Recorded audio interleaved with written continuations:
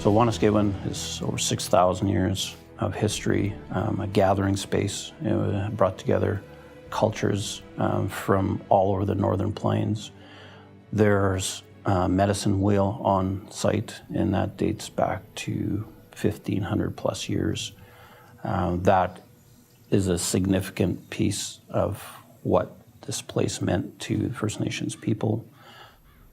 It has those qualities that have been driving and attracting people there for the last 6,000 years. There was no, say, territory. This is the Cree or the Saulteaux or the Dakota territory or the Blackfoot territory. It belonged to all of us.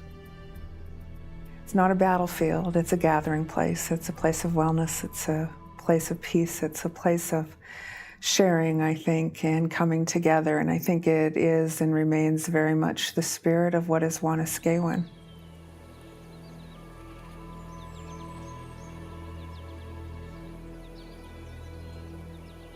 Wanuskewin is born out of a lot of imagination, inspiration, I would say tenacity. But the fact that First Nations and non-First Nations can get together, our community can get together and do something like this.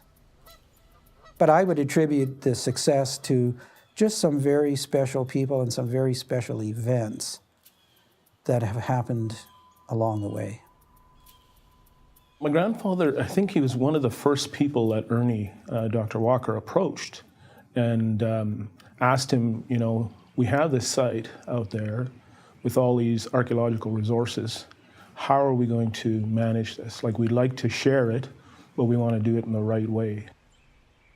His was the hope that it would help bring, you know, the non-Indigenous and Indigenous societies closer together. The non-Indians don't understand our culture and our ways, and we have to live together.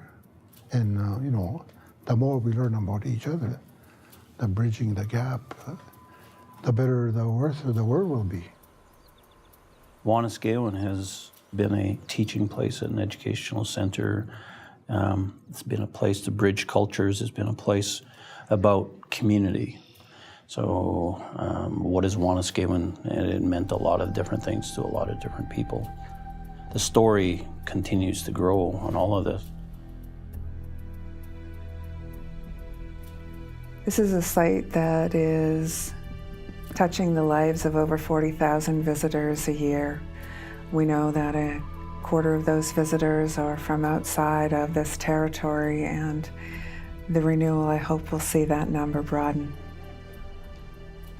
It's exciting to be a part of the renewal of Wanuskewin. It is many things to many people. It has many stories to tell and many ways to tell it. And the renewal is really about enlarging and enhancing that storytelling ability. There are definitely stories that we can tell better, and those would be the ones on the land. We have a 300-seat amphitheater. We want to incorporate performances.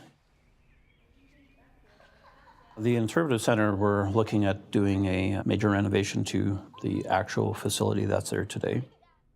We're looking at doing a small expansion to the north of the facility to add some space. We want to build in the green technology into this, because when we talk about sustainability, conservation, it's everything that our people are about. We want to establish a Wanuskewin Institute, and this institute will teach classes on the history through archaeology, through oral history, through sustainability, health, science, all these pieces tied together. It's going to be significant from what it is today to where we're going. It's always been thought and intended to be that, but we're going to achieve many of those originally intended goals throughout this process. We're going to raise this to an iconic park here. Wanuskewin will be the Indigenous interpretive gallery cultural space in Canada, and that's what we're creating. All of these elements of the renewal of Wanuskewin are about bringing all nations together. And it's about being able to tell our shared story for the future. We intend to preserve this forever. Magnificent story. Thundering ahead, yes. We will be successful.